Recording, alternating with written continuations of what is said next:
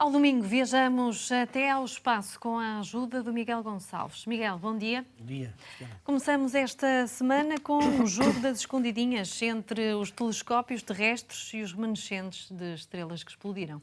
Sim, não começamos propriamente neste pequeno almoço cósmico com algo muito animado, mas de qualquer forma muito relevante em termos científicos. Olha, vamos falar de registros fósseis ou fúnebres de estrelas de grande massa que explodiram.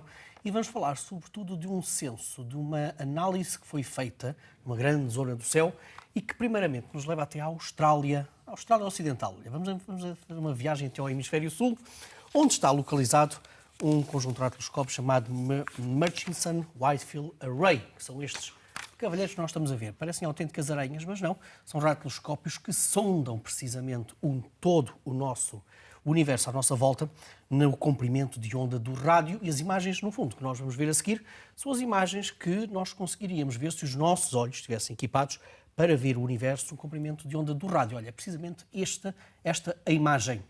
E nesta imagem nós conseguimos ver, sublinhados assim com algumas pequenas bolhinhas, então, o conjunto de cerca de 27 restos de supernovas.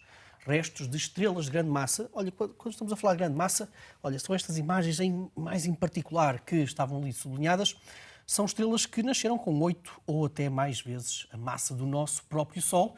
E nós sabemos o que é que acontece no final de vida dessas estrelas. Elas colapsam gravitacionalmente e depois tem uma grande explosão, a supernova, que lança para o universo os elementos mais pesados que nós conhecemos. E, portanto, no evento da parte final da vida e morte é sempre complicado dizer, das estrelas, assistimos também ao nascimento da síntese de elementos preciosos aqui no nosso planeta. E, portanto, encontrar o local onde ocorreram estas 27 explosões é sempre precioso, porque também nos permite dar um atlas, catalogar precisamente onde estavam originalmente estrelas de grande massa. E olha, há uma destas explosões que está a intrigar alguns astrónomos e já vais perceber porquê. Porque uma destas explosões terá acontecido possivelmente há menos de 9.000 anos. E, portanto, há 9.000 anos, esta ilustração, é importante que se diga, esta ilustração mostra-nos aqui uma coisa muito importante. Estás a ver, do lado esquerdo, temos ali algo que parece uma explosão de supernova. Pois é que há cerca de 9.000 anos, e naquela zona da Austrália, já lá estavam seres humanos, estavam lá os aborígenes. E os aborígenes australianos têm uma grande tradição de registar precisamente explosões de estrelas. Falam até de novas estrelas que aparecem no céu. Obviamente que eles não podiam imaginar que se tratava da explosão de grandes estrelas.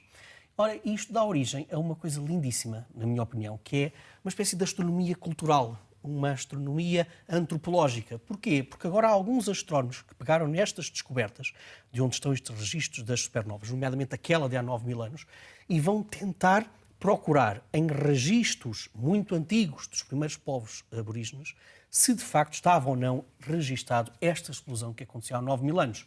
Mas há muito mais expectativas porque, no fundo, este conjunto de radiotelescópios faz parte de um projeto notável chamado Square Kilometre Array, em que Portugal também está envolvido e que vai dar futuramente imagens milhares de vezes mais sensíveis e que vão nos permitir ver onde é que estavam supernovas formadas nos últimos 100.000 anos. Portanto, o futuro também nos vai revelar, olha, coisas autenticamente do passado. Mas já que estamos a falar em explosões de grandes massas, vamos até ao ano 1987. E porquê o ano 1987? Não é um episódio do Conta-me Como Foi, que vai estrear novamente aqui na RTP, vamos ter novos episódios, mas porque em 1987 deu-se a explosão de uma estrela que foi a única que foi registada no nosso tempo, e a olho nu, no hemisfério sul, numa das galáxias satélites da nossa, a grande nuvem de Magalhães. E então esta supernova, chamada supernova 1987A, olha, tem sido um dos objetos mais escrutinados pelos astrónomos, porque ocorreu no nosso tempo. E, portanto, agora há cada vez mais observações que tentam identificar o que é que surgiu depois desta explosão. Nós sabemos que aquilo foi uma estrela com cerca de 19 vezes a massa do Sol. Com cerca de 19 vezes a massa do Sol, quando colapsa, não forma um buraco negro, não tem massa para isso. Portanto, os astrónomos sabiam que aquilo ia dar origem a uma estrela de neutrões, uma estrela muito densa, muito pequena. Olha, é o mesmo que meteres uma estrela da massa do Sol numa cidade com 10 km, portanto, mesmo muito densa. Só que, Cristiana, quando uma estrela rebenta, lança também muita poeira à sua volta. E, portanto, isto aconteceu há pouco tempo, foi em 87. E os astrónomos andavam sempre à procura onde é que estava aquela estrela de neutrões, o resultado daquela explosão. E até hoje nós não tínhamos propriamente grandes indicações onde é que estaria aquele resto fóssil, aquela estrela de neutrões. Até que novas observações em que foi utilizado o ALMA, mais uma vez radiotelescópios no hemisfério sul, do ESO, e então encontraram, olha, aquele pontozinho preto que estamos a ver nesta imagem, que não está no centro, está ligeiramente ao lado, aquilo demonstra uma bolha de gás de poeira quente. Ora, aquilo não deveria estar ali. Aquela bolha quente não deveria estar ali. O que é que estará por trás? O que é que estará ali escondido naquela bolha? O que diziam os astrónomos é que ali sim, está ali escondido a estrela jovem, estrela de neutrões jovens, que está a aquecer o que está à sua volta. Ou seja, não, nós ainda não temos uma observação direta para a estrela de neutrões, está a jogar às escondidas connosco, porque ainda está totalmente envolta em muita poeira. Mas diziam os astrónomos uma coisa muito curiosa, é que esta estrela de neutrões está a entrar por uma nova fase da sua vida, em que vai ter ventos muito poderosos associados à sua dinâmica. E, portanto, mais tarde ou mais cedo, claro que isto em termos astronómicos, ela vai começar com estes ventos, a limpar tudo à sua volta, até se apresentar aos nossos telescópios, aos nossos radiotelescópios. E, portanto, isto é agora também uma luta contra o tempo para ver quando é que nós temos acesso a esta estrela de neutrões. Muito bem, Miguel. Avançamos agora no Última Fronteira com o lado amigável dos buracos negros, isto porque há um lado mais construtivo, dizem as investigações. É verdade. Sabes, na semana passada nós trouxemos aqui uma novidade científica que dava um lado positivo ao mais agradável dos buracos negros. Não é aquele bicho-papão apenas que absorve tudo e que, portanto, às vezes até faz o terror das nossas crianças, não, ou até mesmo de alguns adultos. Não, há também, como vimos na semana passada, um outro lado, que é, conforme o tipo de jatos de energia um bocadinho menos eficiente, pode até ajudar à formação de novas estrelas. E nós antes sabíamos que eles faziam também precisamente o contrário. Aqueciam tanto as nuvens à sua volta que elas não formavam novas estrelas. Mas, na semana passada, trouxemos o exemplo contrário. Olha, hoje temos outro exemplo contrário. Estás a ver aquele jato ali que nós estamos a ver? O que nós estamos a ver são imagens que juntam três telescópios, três comprimentos de onda diferente. Os raios-x do telescópio espacial Chandra, a vermelho, nós já vamos ver daqui um bocado. Depois temos o rádio, dado pelo Very Large Array. E depois também o Hubble, que nos traz a amarelo as imagens no visível. E então o que nós vemos ali são jatos a saírem de um buraco negro supermaciço no centro de uma galáxia. E isto é notável porque aquele jato é precisamente um jato que ajuda a formar estrelas. Isto não é uma repetição da notícia da semana passada.